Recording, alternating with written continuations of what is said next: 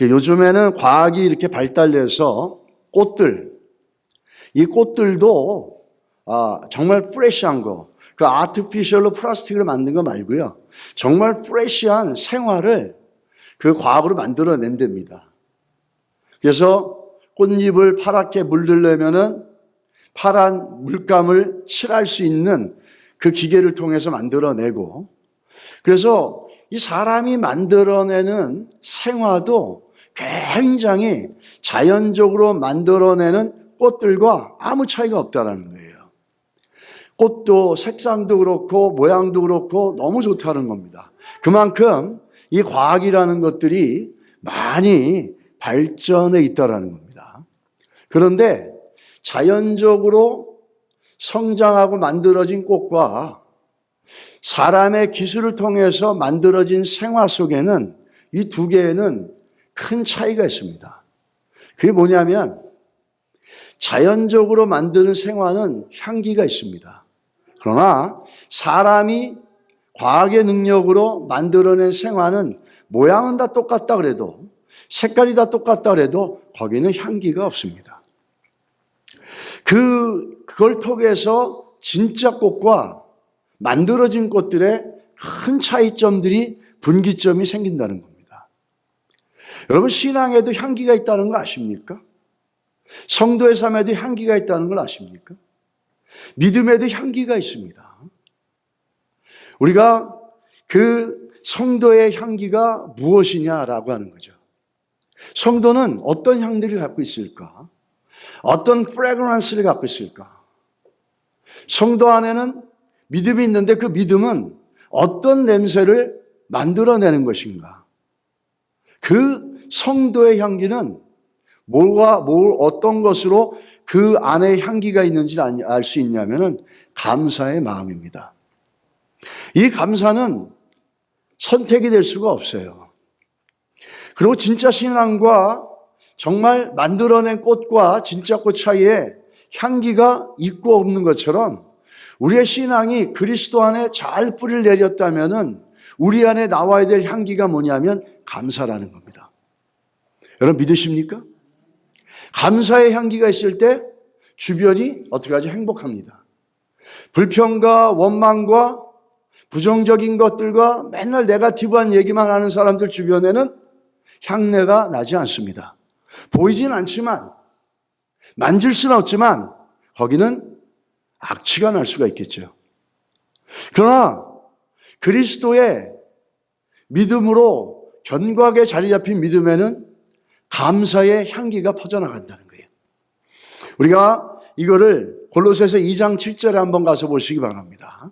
그 안에 뿌리를 박으며 세움을 받아 교훈을 받은 대로 믿음에 굳게 서서 뭘 하라고요? 감사함을 넘치게 하라.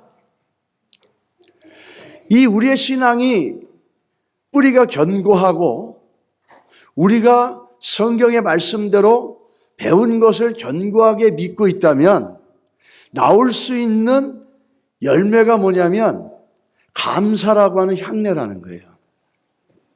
여러분 가운데는 그런 분들도 있을 거예요.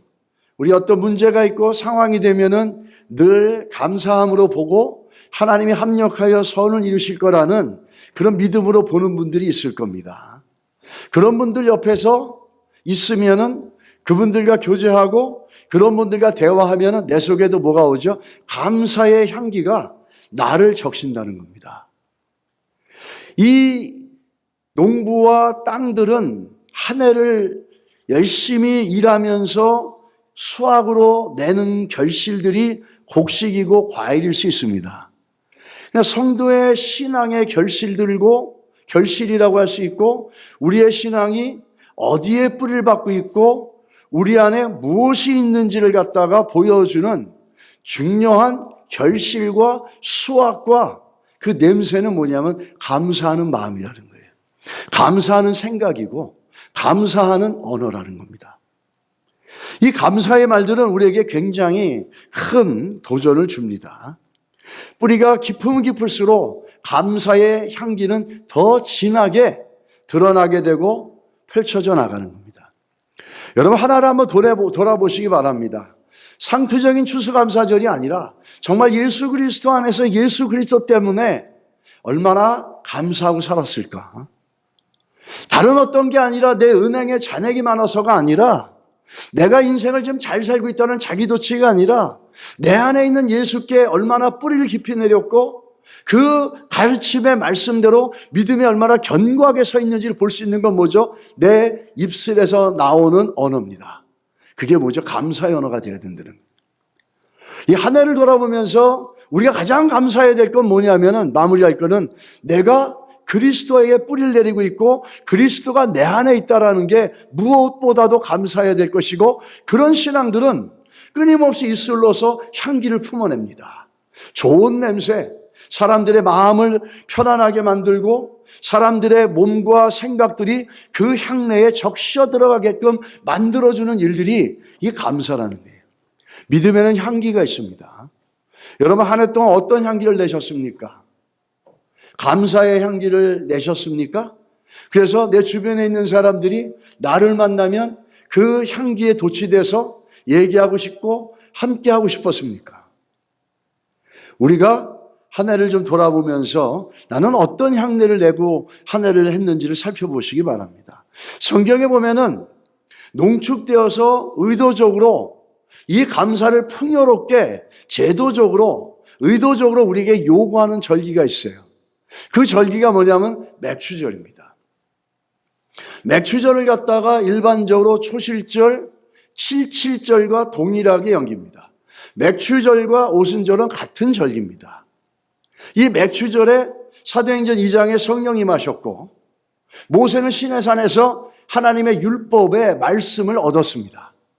풍성하죠. 그런데 이 초실절과 칠칠절과 맥추절을 대부분 함께 묶어서 사용을 합니다. 그러나 이 사이에는 굉장한 차이가 있습니다. 어떤 차이가 있냐면 초실절이라는 날은 어느 날이냐면 보리 볏단을 처음으로 잘라서 예루살렘 성전에 바치는 날이 어디냐면 초실절이에요. 그리고 그날로부터 하루하루 계산해서 49일 동안의 기간을 칠칠절이라고 합니다. 그리고 50째 되는 날을 뭐라고 그러냐면 맥추절, 오순절이라고 합니다. 그래서 기간적으로 따지면 정확하게 이건 다른데 보리라고 하는 이 맥락을 통해서 볼 때 이게 연결이 되는 거죠, 같이. 근데 왜 맥추절이 되면은, 한국은 추수감사절인데 맥추절이 되고 추수감사절이 되면은 왜 감사를 해야 되고 감사의 상징이 되었을까요? 우리는 추수감사절이 됐으니까 그래 추수감사절이구나. 물론 그것도 중요합니다. 그러나 왜 추수감사절에 맥추절에 하나님은 그 감사하는 것을 지키라고 그렇게 말씀하셨을까요? 제도적으로, 우리들에게 의지적으로. 그냥 맥추절이니까 보리를 많이 걷어들여서 과일을 많이 얻어들여서 곡간이 풍성해졌으니까 감사해야지. 그럴까요? 그러면 곡간이 풍성해지지 않고 수확이 없으면 감사하지 않겠다는 겁니까?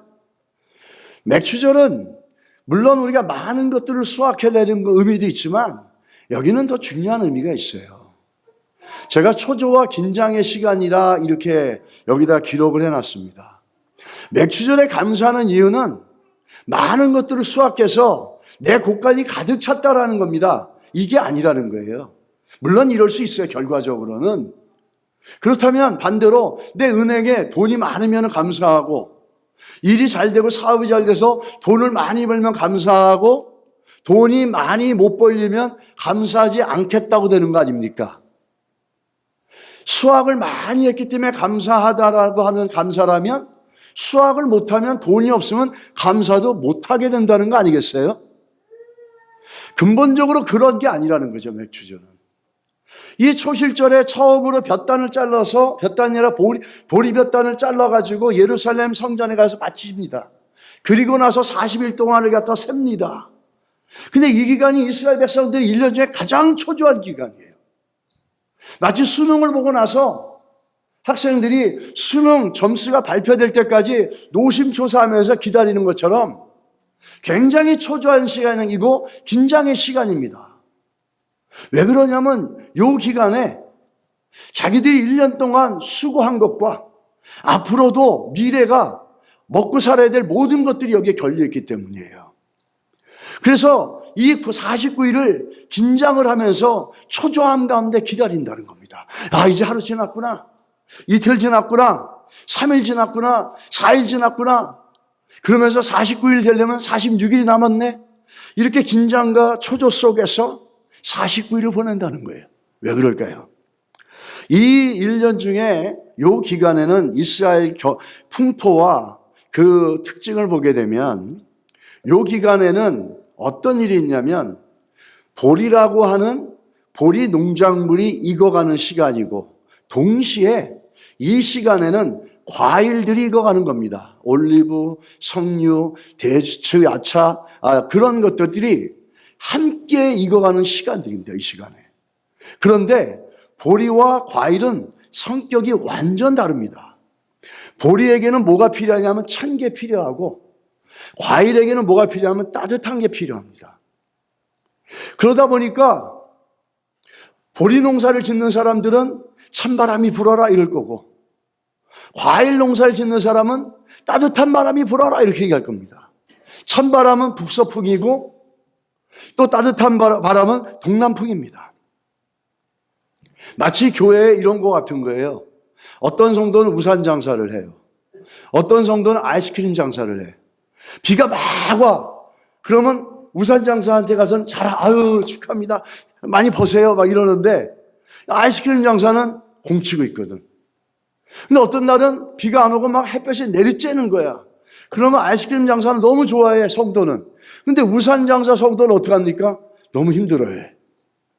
이런 극단적인 것들이 이 시간에 있는 거예요.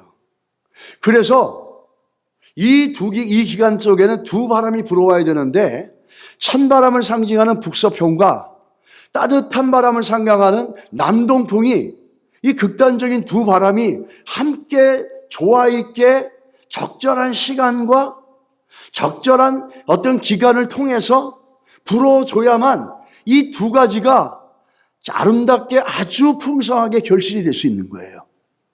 이 기간에 만약에 찬바람만 불었다 그럼 과일 농사 망치는 거예요. 반대로 뜨거운 바람 동남풍만 불었다 그럼 밀농사는 보리 농사는 망치는 겁니다. 그러다 보니까 이스라엘 백성들이 과일 농사를 짓는 과일 농사 백성들도 또 그 보리 농사를 짓는 사람들도 둘 다 이게 초조한 거예요. 야, 오늘은 따뜻한 바람이 불까? 오늘은 찬바람이 불까? 막 찬바람이 불면 보리 농사 짓는 사람들은 좋아하죠. 대신에 저쪽에는 어떡합니까? 초조한 거죠. 야, 찬바람이 계속 불면은 우리 과일 농사 끝나는 거 아니야? 막 이러는 거예요. 근데 가장 좋은 건 뭐냐면 이 49일 동안에 초창기에 찬바람이 불어주면서 그 이후로는 따뜻한 바람이 불어줘야지만 이 두 가지가 절묘하게 조화 있게 정말 놀랍게 그 기후의 놀라운 변화를 통해서 이것들이 아주 풍성하게 건강하게 먹을 수 있게끔 결실이 된다는 거예요. 그래서 매추절이 딱 되면은 이 긴장과 초조의 시간들, 북서풍이 불까? 오늘 아침에 일어나서 보니까 동남풍이 불까? 이러면서 초조하게 이 백성들이 기다리고 긴장하다가 49일이 딱 끝나가지고 50일째부터 뭐냐면 매추절이에요. 보리를 막 거들고 과일을 걷는 시간이에요. 그러니 그들이 얼마나 감사하겠어요. 정말 우리 인간의 힘으로 할 수 없는 바람과 날씨를 하나님이 좋아 있고 절묘하게 이끌어줘서 과일 농사 짓는 사람도 과일을 풍성하게 얻고 보리 농사를 짓는 사람도 보리를 풍성하게 수확할 수 있으니까 둘 다 너무너무 감사한 거죠. 이 감사는 수확을 한 걸 떠나서 이 수확을 하는 과정까지 하나님의 절묘한 역사, 오묘한 역사, 정말 인간의 힘을 할 수 없는 그 기가 막힌 바람과 뜨거운 바람, 찬바람을 교대로 보내주면서 양쪽을 아주 그냥 잘 있게끔 만들어주신 그 하나님의 오묘하고 절묘한 역사에 대해서 감사하는 겁니다. 수확을 많이 얻었다는 감사 이전에 이렇게 놀랍게 이루신 하나님에 대해서 감사하고 있는 거예요. 우리 추수감사가 되고 한 해가 마무리되면은 우리의 삶 속에서도 좀 하나님의 이루신 것들을 내가 뭘 얻었고 뭐가 해결됐느냐가 아니라 한 해를 돌아보면서 하나님의 어떤 생을 우리 인생 가운데 있고 어떤 위기와 어떤 삶에서 그분이 우리를 어떻게 이끌어 오셨는지 절묘한 하나님의 주권과 그 역사를 좀 보면서 감사할 수 있게 되기를 축복합니다. 그러니까 그렇게 되니까 그런 초조와 긴장의 시간을 끝내고 나서 맥추절 50절이 되니까 얼마나 좀 와 놀랍다. 49일 동안에 북서풍이 적절하게 불어주고 동남풍이 적절하게 불어줘서 보리 농사도 잘 되고 과일 농사도 잘 되고 하나님 감사합니다. 하나님이 하셨습니다. 라고 하면서 그 하나님의 놀라운 손길에 대해서 감사가 시작되는 게 이 맥추절이라는 거예요.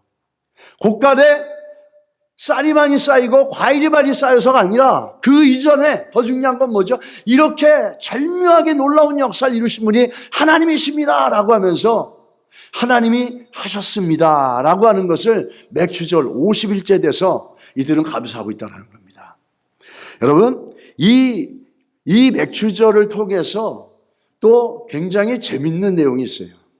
이스라엘 백성이 이런 놀라운 하나님의 역사와 손길과 다스림을 거부할 때가 있었어요. 그게 언제죠? 우리가 사무엘상을 살펴보면서 예전에 봤습니다. 이 사무엘이 뭐라 그러는지 아십니까? 너희들이 정말 이방 나라처럼 사람이 너희를 다스리는 왕을 만들기 원하느냐? 그렇다는 거예요. 너 한번 생각해봐. 너희들의 그런 태도에 대해서 내가 오늘부터 기도하는데 어떤 게 기도할 거냐면 하나님께서 우레와 비를 내리라고 내가 기도하겠다. 그러니까 이 백성들이 놀라는 거예요. 왜 놀랍니까? 이때가 바로 언제죠? 바로 맥추절을 기다리면서 있는 초실절 가운데 있는 날이라는 거예요. 이럴 때 동남풍이 불어지고 북서풍이 불어져야 되는데 번개가 치고 비가 내려오면은 양쪽 농사 다 망치는 겁니다. 근데 이렇게 절묘하고 놀랍게 우리 인생을 이끌어 가시는 그 하나님을 거부하고 너희도 이방 나라처럼 인간을 세워서 사람을 세워서 사람의 통치를 받기 원하느냐. 그러면서 맥추절을 들어서 내가 너희들의 그 불순종과 거부함에 대해서 하나님 앞에 기도해서 비를 내리고 번개를 치게 하겠다 이렇게 얘기하니까 백성들이 두려움에 떨기 시작하는 겁니다. 1년 동안에 수고가 다 끝나는 것이고 허무하게 되는 것이고 그뿐만 아니라 요번에 수확을 못 거두면 내년에 미래도 없다라는 거예요. 근데 그런 하나님의 놀라운 역사와 절묘한 역사를 알면서도 이들은 세상을 따라서 임금을 세우자고 그렇게 주장하고 있다라는 거예요. 여러분 오늘 한 해를 좀 가면서 우리도 오늘 맥추절의 의미를 좀 기억했으면 좋겠습니다.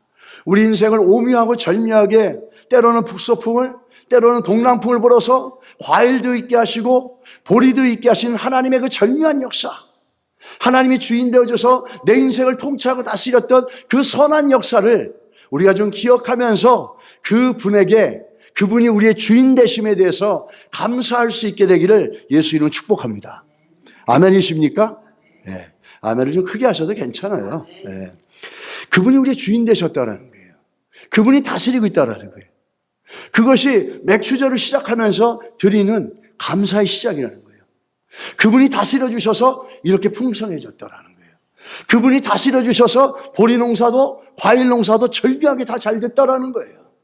그래서 이렇게 넘치는 복을 얻었고 수확을 얻었습니다 라고 하면서 하나님의 다스림과 쉽게 말하면 하나님이 주인 되어 주셨다라는 것에 대한 감사가 맥추절에 시작하는 거예요. 이런 감사하는 마음은 그냥 주어지는 걸까요? 이렇게 하나님 앞에 감사하는 마음 한번 가졌다고 끝나는 게 아니라 이 감사하는 마음은 어떻게 되죠? 지켜지는 것입니다. 감사하는 마음은 지켜지는 거예요.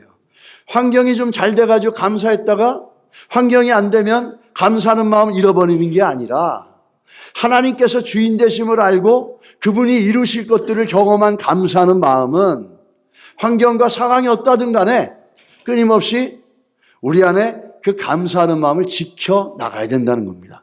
그래서 이 맥추절이 시작되는 아까 우리 읽었던 신명기 말씀 속에 12절에 이스라엘 백성들에게 뭐라고 얘기합니까? 너는 애굽에서 종되었던 것을 기억하고 이 규례를 지켜 행할지니라 이렇게 합니다. 기억하라 그러는 거예요. 뭘 기억하라는 거죠? 오늘 맥추절을 지키면서 너희들의 과거를 기억하라고 지금 말씀하고 있는 거죠. 과거의 이들은 어떤 삶이었습니까? 이 맥추절을 지키라고 하시는 것은 결국은 하나님께서 우리 인생을 이렇게 이끌어 오셨다라는 것에 대한 감사하는 마음을 지켜나가는 것입니다. 여러분, 우리의 신앙은 지켜나가지 않으면 그냥 쉽게 흘러 떠나버리는 것이 우리의 믿음의 모습이에요. 하나님의 은혜를 받았다면 그 은혜를 우리 안에 지켜야 됩니다. 그 말은 뭐죠? 기억해야 된다는 거예요. 그것을 늘 기억해 나가야 된다는 거죠. 이 노예로 있을 때를 생각하라는 겁니다. 노예로 있을 때 어떤 삶을 살았습니까? 노예로 있을 때 이들은, 그들의 주인은 풍성하게 열매를 맺게 해주는 사람들이 아니었어요. 노예로 있을 때 그들의 주인은 그들을 착취하고 억압했고 정당한 대가를 지불해 주지 않았었다는 겁니다. 그런데 지금은 너희가 누가 주인이 되어졌냐라는 거죠. 북서풍과 동남풍을 절묘하게 불게 해주시는, 이 풍성하셔서 풍성하게 열매를 맺게 해주시는 그 하나님이 우리의 주인이 되어주셨다는 거예요. 그것을 기억해야 된다는 거죠. 그것을, 과거를 기억하고 지금 너희의 주인이 누구인지를 또 깨달아 알아서 감사함을 지켜나가라는 겁니다. 우리가 오늘 이 본문을 보면서 좀 볼 수 있는 것은 이 주 이스라엘 백성들에게 과거를 기억하라는 거죠. 이 과거에 주인에게 통치를 받을 때 이들은 감사가 없었어요. 노예가 무슨 감사가 있겠습니까? 주인의 눈치만 보고 잘했어도 정당한 대가를 받을 수도 없습니다. 끌려가는 거고, 때로는 잘했었고 풍성한 열매를 맞았어도 자기에게 돌아오는 건 아무것도 없었어요. 그런데 이제는 어떤 주인이 있습니까? 하나님이 주인 되어 주셨다는 거예요.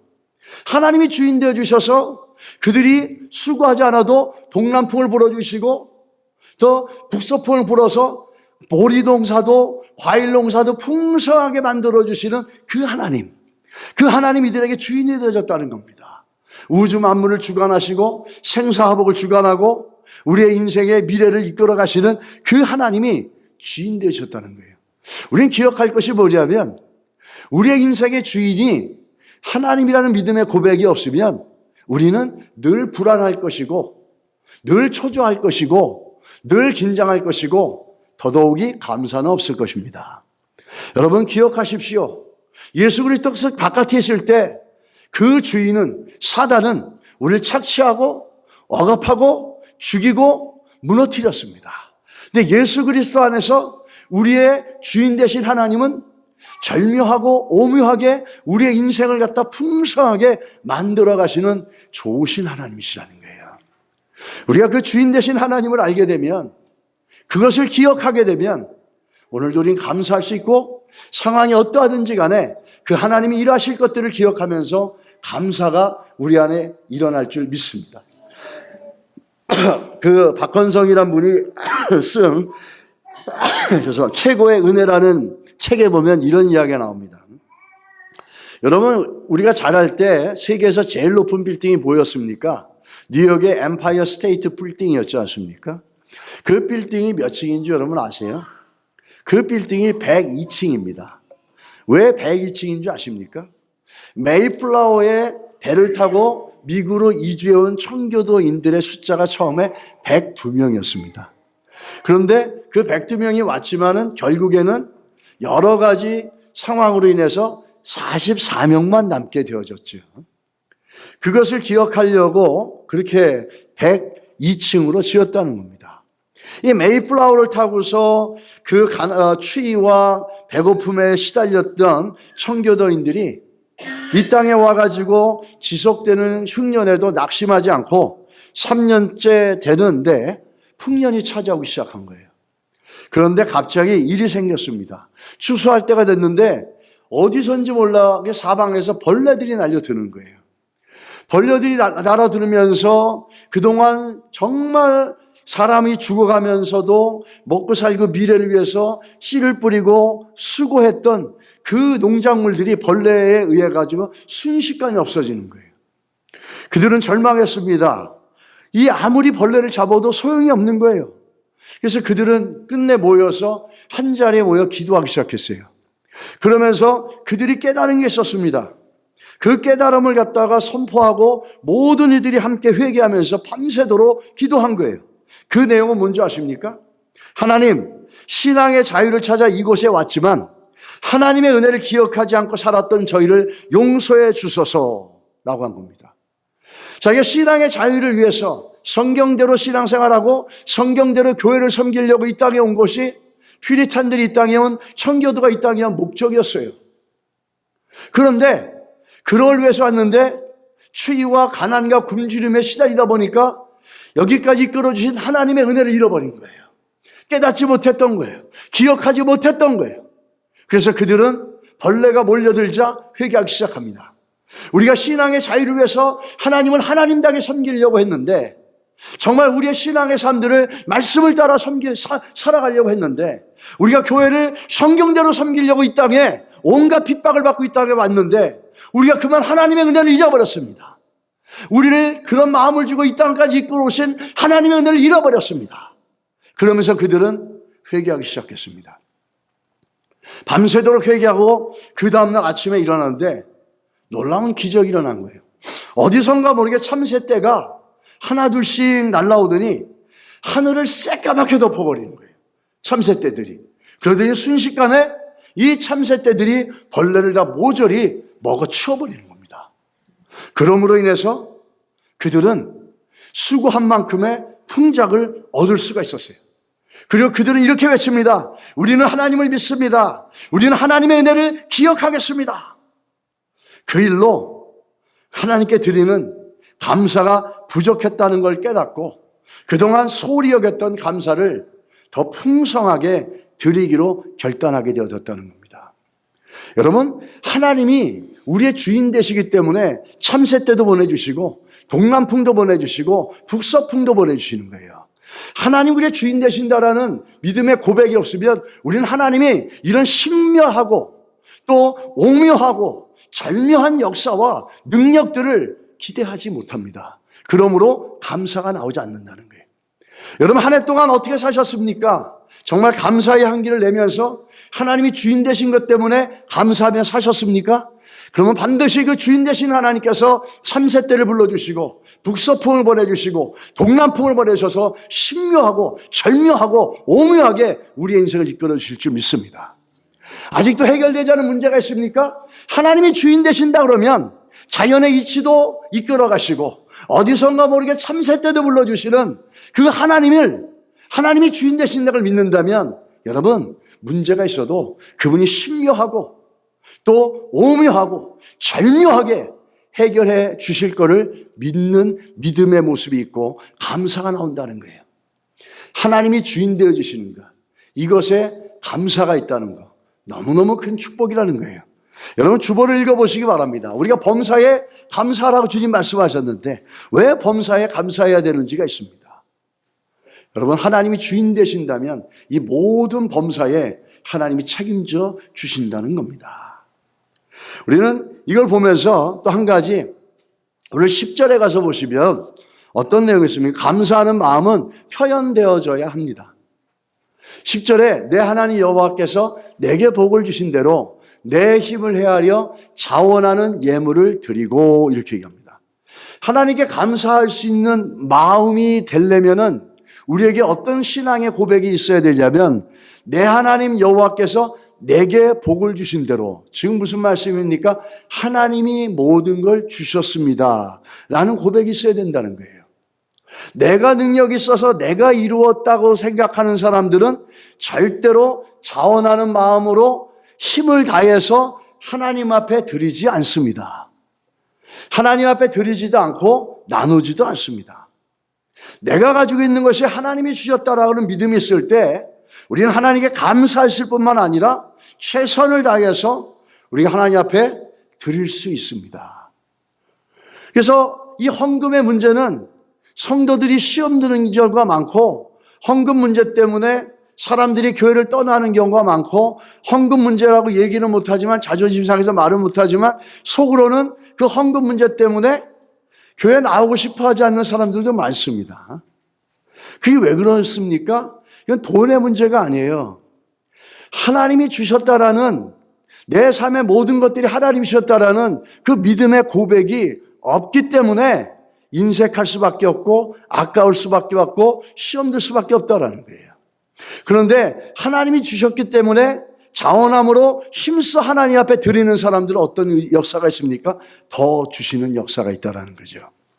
어느 젊은 목사님이 목회를 이제 개척하려고 하는데 그 개척하기 전에 좀 세상 경험을 좀 쌓아야 되겠다. 그래가지고 뭘 하냐면 방범대원들, 옛날에 방범대원이 있었거든요. 방범대원을 모집하는 광고를 보고 찾아갑니다. 그래서 저 방범대원이 좀 되겠습니다. 그랬더니 인터뷰를 하는데 그 면접관들이 이렇게 물어보는 거예요. 응급 상황이 되면 어떻게 해결하시겠습니까? 이렇게 물어보는 거예요. 그 응급 상황이 뭐냐면 불량배들이 때를 지어서 몰려오면은 어떻게 그 상황을 해결하겠습니까? 그러니까 이 목사님이 면접관들에게 자신 있게 얘기합니다. 헌금 바구니를 돌리면 모두 도망갈 겁니다. 이렇게 얘기하는 겁니다. 이 참 하나의 유머지만은 실제적으로 이 유머가 우리에게 풍자에서 주는 의미가 상당히 크다는 거죠. 우리가 이 땅에 살면서 우리의 가진 것이 내가 이뤄낸 거라 그러면 우리는 인색할 수밖에 없어요.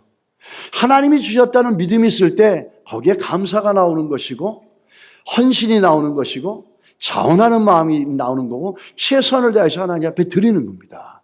근데 그것을 모르면 감사하지도 않고 드릴 수 있는 마음은 더더욱이 없겠죠. 이 미국에 이런 일이 있었습니다. 중동부 노스웨스턴에 이런 일이 있었는데 그 노스웨스턴 쪽에 한 사람이 있는데 그분의 이름은 스펜서라는 사람이에요.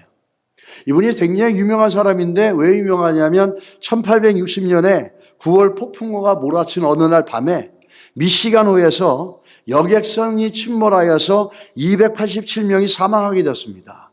근데 스펜서라는 분은 수영선수였어요. 그래서 800m 떨어진 침몰한 지역까지 16차례를 수영해서 가서 17명을 구조를 했습니다. 그러나 너무 무리하고 탈진하고 쓰러져서 제대로 회복을 못해서 평생 휠체어에 의지하면서 살 수밖에 없게 되었어요. 그렇지만 국민적인 영웅으로 칭송을 받았습니다. 그분이 80살이 됐을 때 신문기자가 와서 인터뷰를 합니다. 스펜서 씨, 그 비극적인 밤 이후에 무엇이 가장 기억에 남습니까? 라고 질문하는 거예요. 그러니까 이 스펜서라는 분이 이렇게 얘기합니다. 내가 구출해준 17명 가운데 훗날에 나를 찾아와서 내게 감사를 표하니가 단 한 명도 없다라는 것이 가장 기이한 일입니다. 라는 거예요. 17명의 사람들은 새로운 삶을 이분을 통해서 얻었잖아요. 근데도 불구하고 자기들의 지금 살아가는 삶이 이분을 통해서 얻게 되어졌다는 걸 알지 못하니까 이분에게 와서 감사하는 사람이 없다라는 거죠. 성경에도 비슷한 비유가 나오지 않습니까?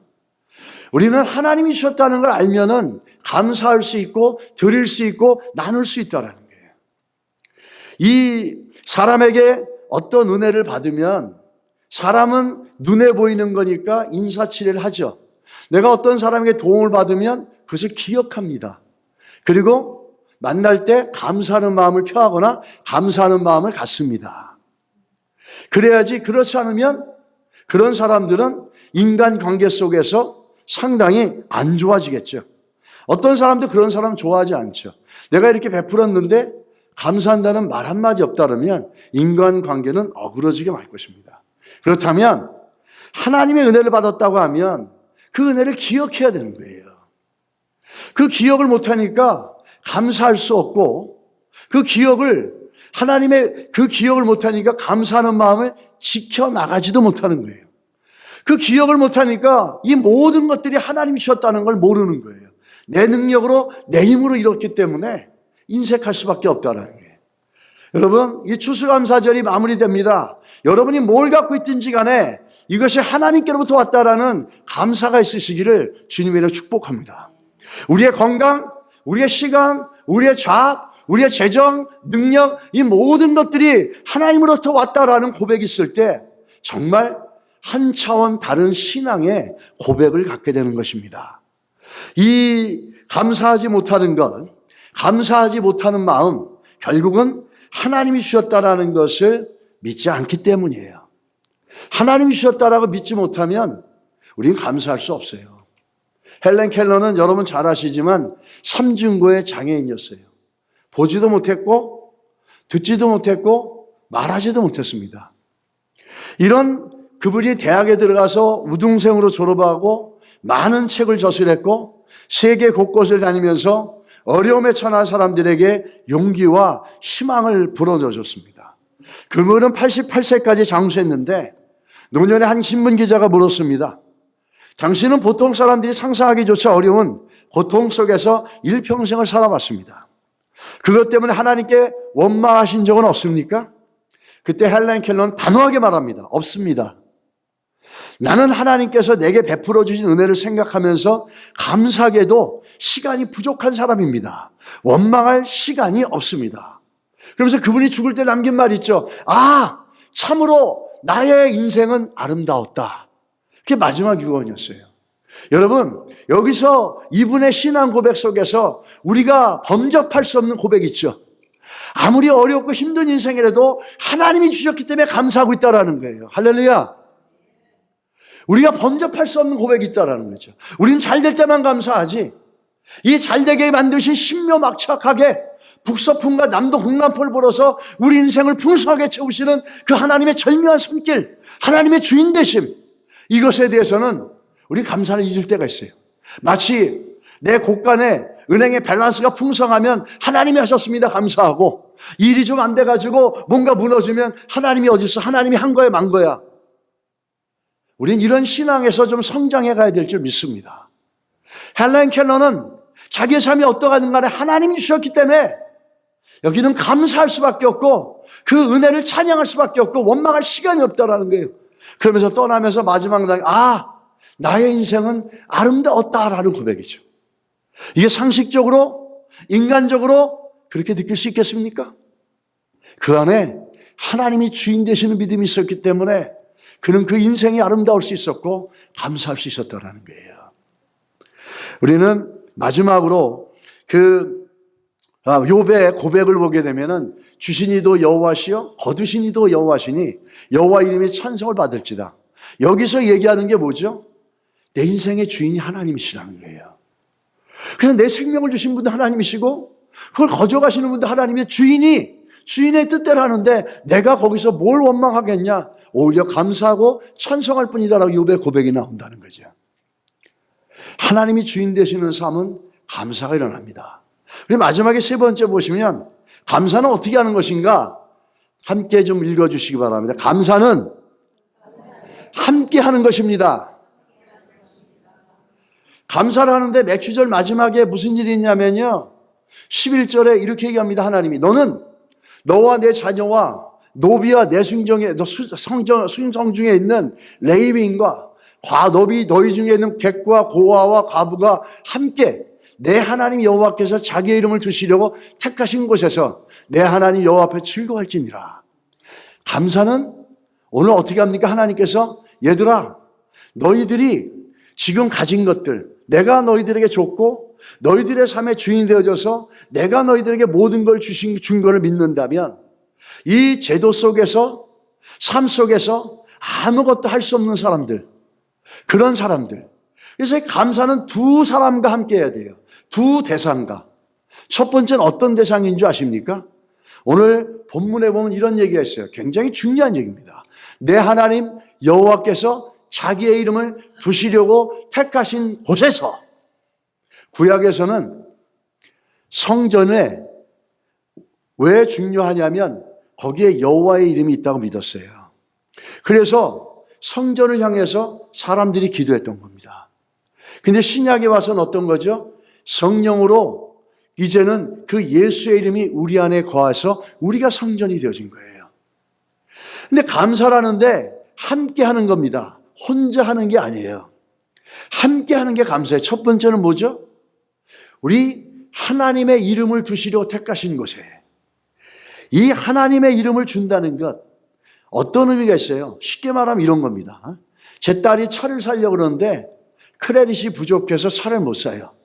그래서 아버지인 내가 제 명의를 빌려줘요. 그게 뭐죠? 코사인이잖아요. 내 명의로 말미암아 이 아이는 차를 얻게 되어진 거예요. 쉽게 말하면 아버지의 이름으로 차를 얻은 거예요. 오늘 이 본문에서 얘기하는 건 뭐냐면 하나님의 이름이 있는 곳에서 감사라는 거예요. 함께. 그 하나님의 이름을 준 것은 뭐냐면 하나님이 모든 것들을 너에게 주었다는 그것을 인정하라는 거예요. 그 하나님을 인정하고 우리에게 모든 것 주신 하나님을 인정하면서 그분과 함께 감사를 시작하라는 겁니다. 두 번째는 누구와 함께 하느냐면은 오늘 우리가 읽었던 것처럼 너와 내 자녀와 노비와 내 성중에 있는 레위인과 및 너희 중에 있는 객과 고아와 과부와 함께. 여기에 레위인도 들어가 있습니다.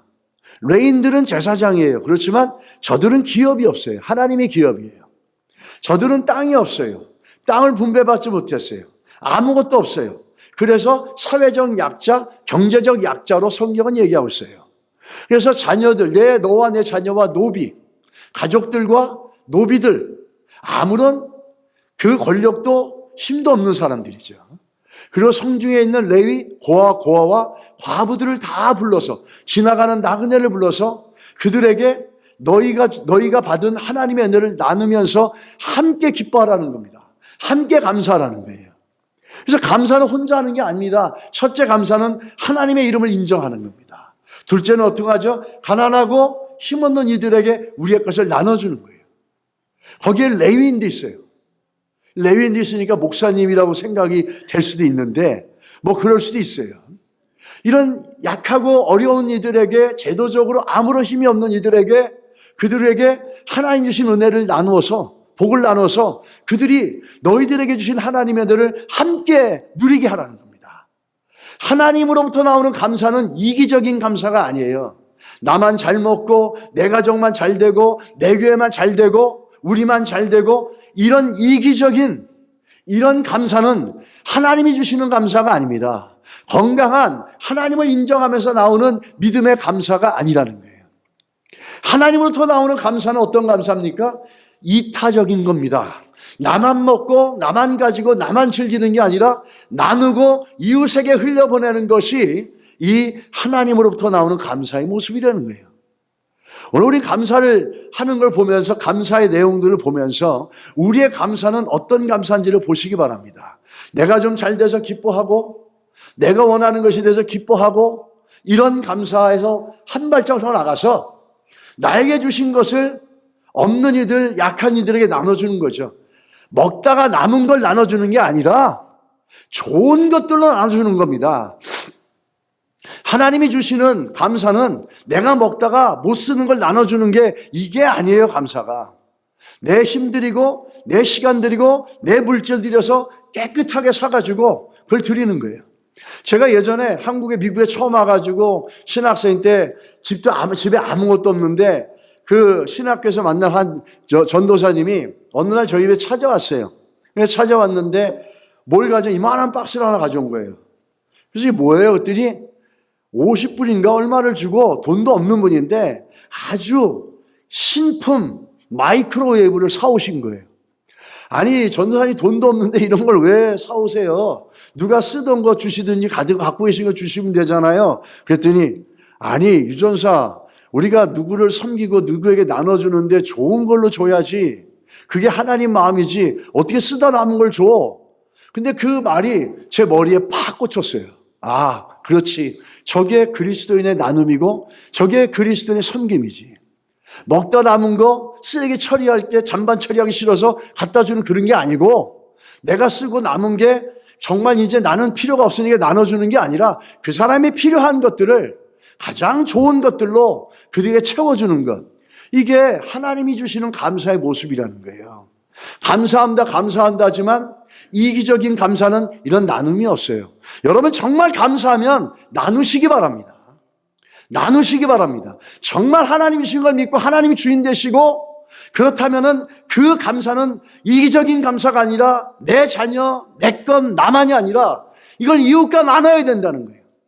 오늘 제가 동영상을 또 보여드리는 이유는, 여러분 저렇게 힘든 사람들이 있는데 저 선교 갈 때 여러분 기도해 주시고 헌금해 주신 분들 정말 감사합니다.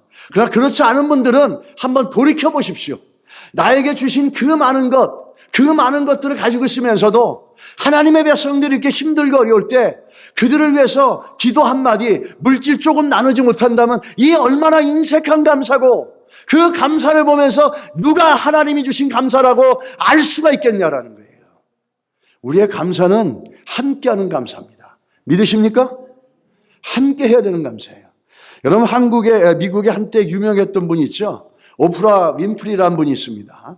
포브스라고 하는 유명한 그 기관에서 4년 연속 가장 영향력 있는 유명인으로 선정된 사람이에요. 그 당시에 예전에 한 해에 이분이 수입이 얼마냐면 3억 1,500만 달러입니다. 한국 돈으로 하면 3,836원이에요. 이런 수입 부분을 1위를 4년을 차지했어요. 오프라 윈프리의 신앙에 대해서는 전 잘 모릅니다. 근데 그분이 그 자서전이나 이런 것에서 얘기하는 것들이 있는데, 아버지로부터 배운 게 하나 있는데, 그게 뭐냐면 매일 잠들기 전에 감사의 일기를 쓰는 거예요. 이 오프라 윈프리는 그렇게 좋은 과거를 가지고 있는 사람이 아니었어요. 불행했었습니다. 사생아로 태어나서 할머니 손에 길러졌고, 삼촌의 성폭행으로 14세 나이에 미혼모가 되어졌고, 또한 아기가 태어났는데 2주 만에 죽자 충격으로 가출해서 마약과 알코올로 청소년기를 다 보낸 겁니다. 이런 불행한 삶을 살았지만 이 가운데 아버지가 가르쳤던 한 가지, 이 감사의 일기를 쓰면서 오프라 윈프리는 나중에 그 삶 속에서 이 감사의 힘을 경험하는 거죠. 근데 오프라 윈프리를 통해서 제가 하나 감명받는 건 뭐냐면, 그분이 자신의 잡지 회사인 오메가지라는 걸 만들었습니다. 그 창간 10주년을 기념하는데 어떤 일을 했냐면, 모든 회사 직원들에게 공개적으로 자기의 감사를 표현을 했습니다. 어떻게 표현했냐면, 회사 전 직원에게 애플 아이패드와 하나로 1,200만 원짜리 수표를 다 동봉해서 줬습니다. 2004년도에는 오프라 윈프리 쇼에 방청객에게 276명에게 자동차를 다 선물했는데 그 가격이 92억 원이었어요. 그리고 2009년에는 전 직원에게 1인당 5,400달러의 상당의 패키지 영행권을 나눠준 겁니다. 불행했던 과거, 그러나 지금은 그 불행했던 과거를 극복하고 나서 자기의 성공을 자기 혼자만 누리는 게 아니라 자기 주변에 있는 사람과 누리면서 그 감사가 배가 되고, 자기가 누렸던 불행만큼 감사의 기쁨과 그 감사할 수 있는 자기 삶의 지금의 주어진 성공에 대한 감사를 이웃에게 풍성하게 나눴다라는 것이 우리들에게 던져지는 교훈입니다. 우리 하나님을 주인 삼고 그리스도를 구주라고 부르는 우리들의 감사는 어떤 감사가 있습니까? 우리의 감사는 이기적이어서는 안 될 줄 믿습니다. 나눠야 될 줄 믿습니다. 함께하는 감사가 돼야 될 줄 믿습니다. 비록 제가 한번 갔다 왔지만 저 마니풀의 저런 일들 여러분 좀 기억해 주시고 기도해 주시기 바랍니다. 여러분의 자녀들이 만약에 저곳에서 저런 삶을 살고 있다면 어떻게 하실 거예요? 저들은 우리의 형제 자매입니다. 그들이 겪는 그 아픔에 내가 정말 하나님의 자녀로서 감사함이 있다면, 정말 하나님부터는 감사가 있다면 우리는 함께 나누는 감사가 되어야 될 줄 믿습니다. 이기적인 감사는 절대로 성경이 말하는 감사가 아닙니다. 함께하는 감사가 되시기를 예수 이름으로 축원합니다.